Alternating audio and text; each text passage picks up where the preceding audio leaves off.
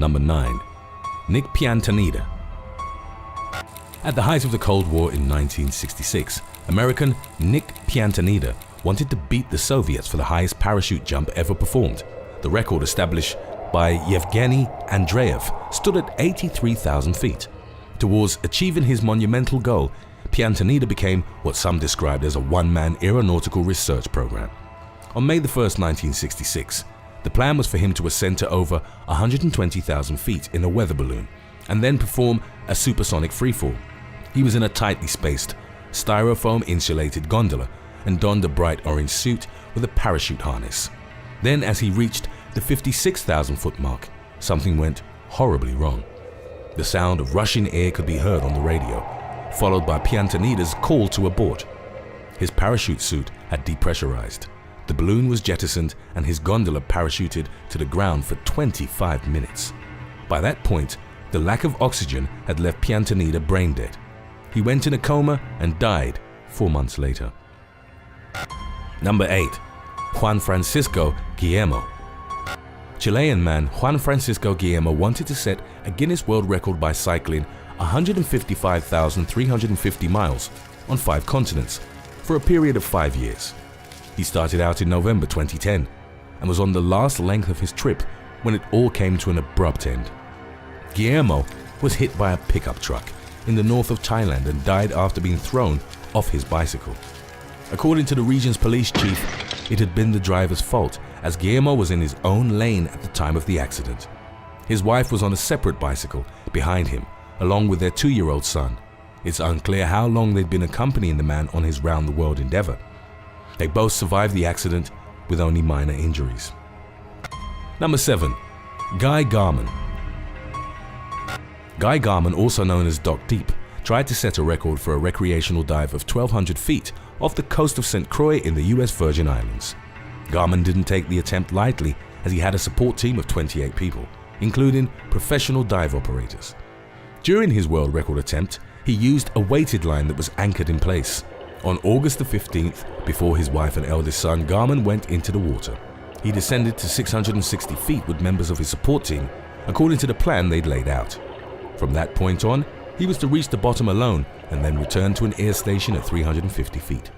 Garman never made it back to the rendezvous point, and his death was subsequently ruled a drowning. Number 6. Diana Paris. Berliner Diana Paris was an experienced skydiver who'd taken part in over 1,500 jumps. In 2014, she was part of a group of 222 skydivers attempting to break the world record for the number of people completing aerial formations before deploying their parachutes. 10 airplanes would carry the massive group, who donned multicolored jumpsuits nearly 20,000 feet above the ground. They would only have about a minute and a half to complete the formation before opening their parachutes. During one of the attempts, Paris's main parachute failed to deploy and she was too close to the ground for her reserve to fully open. Paris hit the ground hard and was pronounced dead at the scene. To honor her memory, the group decided to keep her slot open, so the record would be attempted with 221 people. Number 5. Donald Campbell.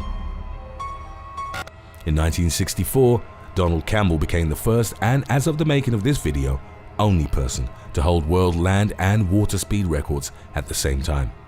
The milestones were reached through his BLUEBIRD hydroplanes and high-speed cars. At their time, these machines represented the peak of British engineering. Throughout his career in the 1950s and 1960s, Campbell broke 8 absolute land and water speed records. It was this quest for constantly surpassing his limits that would lead to Campbell's death in 1967. He was attempting to set a new water speed world record in the Lake District, England, when his boat flipped out of control. Suspected causes for the crash include aerodynamic stability issues and Campbell's decision not to wait for refueling between attempts. His body and the BLUEBIRD's wreckage weren't recovered until the early 2000s. Before we continue, official They Will Kill You merchandise is now available at theywillkillyou.com. Stop clowning around and check it out, because your purchases really help support the channel. Number 4. BALLOONFEST 86. In September 1986, a non-profit organization in Cleveland, Ohio, set a world record for releasing nearly 1.5 million helium-filled balloons. The event, dubbed BALLOONFEST 86, had some severe consequences. Under normal circumstances, the balloons would have stayed in the air long enough to fully deflate and then fall to the ground. Unfortunately, the balloons of the event collided with a cold front and were sent back down, still inflated. They clogged the land and waterways of northeast Ohio. There were traffic collisions as drivers swerved to avoid the multicolored orbs or were simply distracted by the display. A runway at an airport was shut down for about half an hour. Worst of all, 2 fishermen had been reported missing by their families on the day of the event. Search and rescue efforts were severely impaired by what was described as an asteroid field of balloons. The Coast Guard was forced to suspend its search, and the fishermen's lifeless bodies washed ashore a few days later. Number 3. Janaka Basnayake.